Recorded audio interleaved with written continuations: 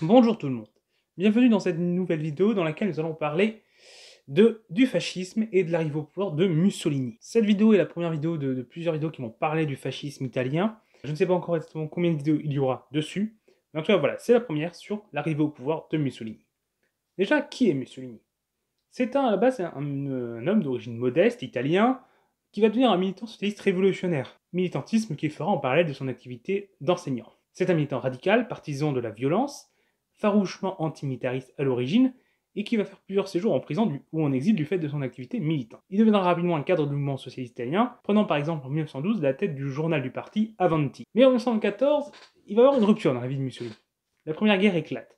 Et à ce moment-là, l'ancien antimilitariste va se rallier à la guerre, rompant complètement avec les positions de son parti, qui reste un des rares partis socialistes en Europe à être antimilitariste. Il va être expulsé donc du coup du Parti Socialiste, perdre la direction du journal, mais va créer son propre journal pour défendre ses positions, le Popolo d'Italia. Il voit pour lui ce conflit l'occasion de renverser l'ordre interne et le système international pour la régénérescence et la grandeur de l'Italie. Il va lui-même prendre des armes en 1915 lorsque l'Italie va rentrer dans la guerre, et il sera blessé à 2 reprises durant la guerre et aura le grade de caporal, ce qui crée un parallèle avec un autre dictateur de l'époque, Adolf Hitler. Après la guerre, il va continuer de s'éloigner des idéaux originels qu'il avait, rompant d'abord du coup avec l'internationalisme au nom du nationalisme et de la guerre, et adoptant alors une ligne qu'on pourrait qualifier de rouge-brun, mais il va également rompre progressivement avec l'aspect social de son programme pour devenir avec son organisation politique, les faisceaux de combat italiens puis le PNF, le bras armé de la bourgeoisie pour briser le mouvement social. Et au final, s'alliant uniquement avec la droite avec laquelle il va gouverner. Ensuite, il faut voir quelle est la situation en Italie à ce moment-là. En 1918, à la sortie de la guerre, quelle est la situation italienne? Elle est compliquée. Elle est très compliquée. Parce qu'il faut sortir la sortie de la guerre, faire la reconversion de tous ces soldats qui doivent trouver un nouveau travail, dans un contexte social difficile, avec du chômage et beaucoup de misère. Ça crée encore plus de chômage, plus de misère encore plus, et donc des tensions sociales. Il faut aussi gérer la culture de la guerre, la culture de la violence qui s'est créée, l'habitude de considérer l'autre comme un ennemi, et le fait que beaucoup de gens sont armés. Ça crée une situation là aussi tendue. Et en plus de ça, il y a aussi un autre aspect en Italie qui est compliqué, c'est déjà que le coup de la guerre a ruiné le pays, et en plus le pays n'a pas reçu tout ce qu'il espérait de la victoire. Normalement, un certain nombre de terres qui appartenaient à l'Empire austro-hongrois que l'Italie réclamait, et que les Alliés lui avaient promis, en échange de son entrée en guerre à leur côté, plutôt qu'aux côtés de ses alliés qui étaient l'Allemagne et l'Empire austro-hongrois à l'origine. Donc c'est les terres irrédentes, sauf qu'une seule partie de ces terres lui sera donnée. Donc là, ça va créer ce qu'on appelle la victoire mutilée, donc c'est le sentiment d'une partie des Italiens qu'on leur a volé, qui leur était dû, que leur victoire n'a servi à rien, qu'elle a été mutilée, et donc ça crée beaucoup de ressentiment, beaucoup de colère. Si on ajoute à ça la situation révolutionnaire en Europe, qui se manifeste également en Italie par des grands mouvements de grève, des occupations d'usines, mais également de grands mouvements sociaux dans les campagnes, où il y a beaucoup de paysans très pauvres qui exploitent des terres appartenant à des grands propriétaires, la situation est explosive. Et dans cette situation, le gouvernement italien libéral n'est absolument pas à l'auteur de la situation, il ne fait pas grand-chose pour régler ce problème, il ne prend pas de mesures d'ampleur pour améliorer la situation économique du pays, la situation des personnes qui sont dans la misère, pour régler l'inflation galopante. Ils ne font rien. Ils sont complètement décrédibilisés du coup, et très impopulaires.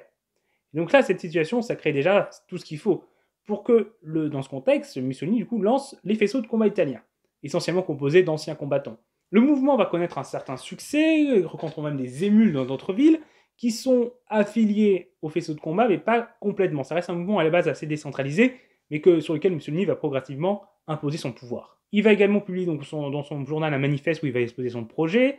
Donc c'est un projet qui est encore à ce moment très social, comme j'ai dit, mais nationaliste. Donc c'est vraiment, à ce moment-là, c'est la période plutôt rouge-brun de Mussolini. Il parle ainsi d'augmenter les salaires, de réduire le temps de travail, le suffrage universel, le droit de vote des femmes. Donc des mesures, en soi, plutôt positives. Mais à côté, on trouve vraiment un fort nationalisme, une haine de l'étranger, l'idée d'un militariser l'Italie pour se la préparer à de nouveaux conflits, et aussi le fait de prôner la violence politique contre les adversaires. Donc là, des aspects beaucoup moins sympathiques. Donc ainsi que les faisceaux de combat, habillés de chemises noires, vont former des groupes paramilitaires qui vont s'opposer à l'agitation révolutionnaire qui touche le pays, et vont obtenir ainsi le soutien des possédants qui ont peur du danger d'une révolution communiste après la révolution russe et une révolution d'une partie de l'Europe de l'Est. Ainsi, en 1921, les faisceaux de combat deviennent le PNF, Parti national fasciste, qui va du coup avoir un programme qui va beaucoup moins être axé sur l'aspect social, beaucoup plus libéral, et s'axer beaucoup plus sur le nationalisme et en partie le racisme, qui n'est pas encore la pierre angulaire du régime, mais un peu présente.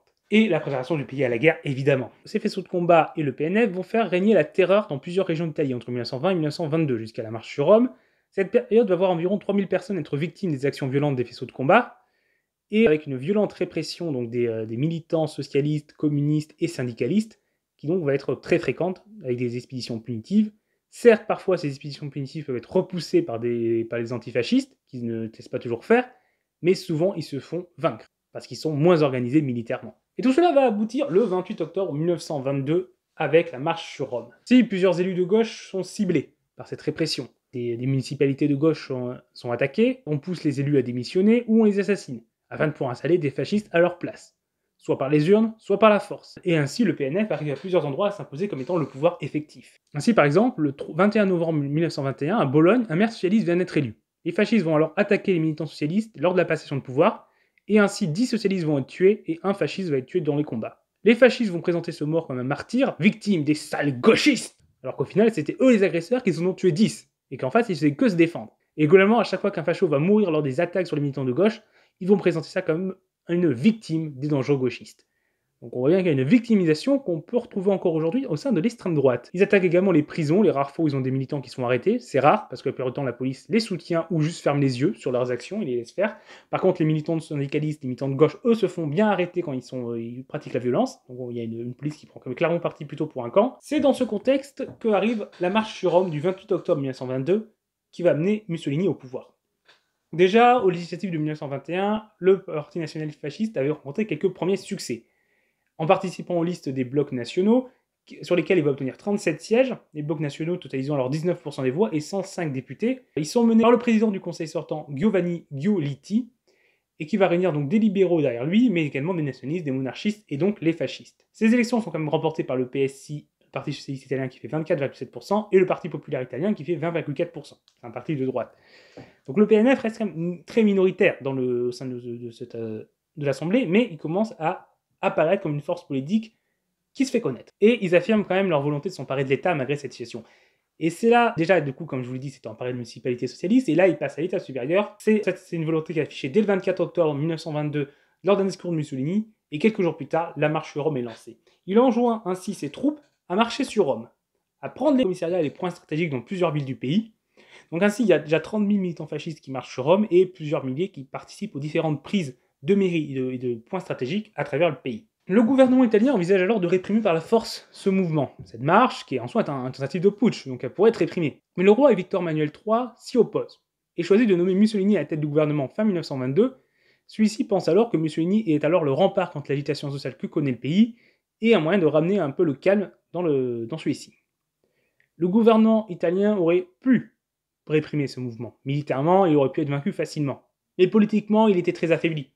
Il ne contrôlait plus vraiment le pays, et il était probablement pas loin de tomber de toute façon. Mais le roi a offert le pouvoir sur un plateau à Mussolini. Il prend la tête alors d'un gouvernement, d'une coalition de droite, les fascistes y sont minoritaires, mais il va profiter de sa nouvelle position pour renforcer progressivement son pouvoir. Et ça, nous le verrons dans la prochaine vidéo qui va vraiment étudier comment, de son prise de pouvoir en tant que simple en fait président du conseil, donc premier ministre, une fonction tout à fait dans les institutions, qui n'offre pas les pleins pouvoirs, comment il va en quelques années transformer cette prise de pouvoir en un système, une dictature et finalement un système totalitaire. Donc ça sera la prochaine vidéo.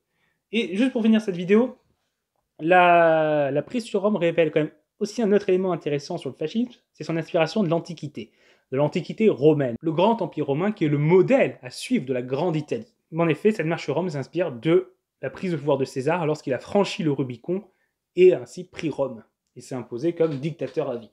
Voilà, c'est terminé pour cette vidéo, j'espère que vous a intéressé, que vous avez appris des choses. Si c'est le cas, n'hésitez pas à le dire en commentaire, à aimer la vidéo. Vous pouvez également la partager, ça nous aide beaucoup. Et n'hésitez pas à vous abonner pour ne pas rater les prochaines vidéos. Au revoir tout le monde.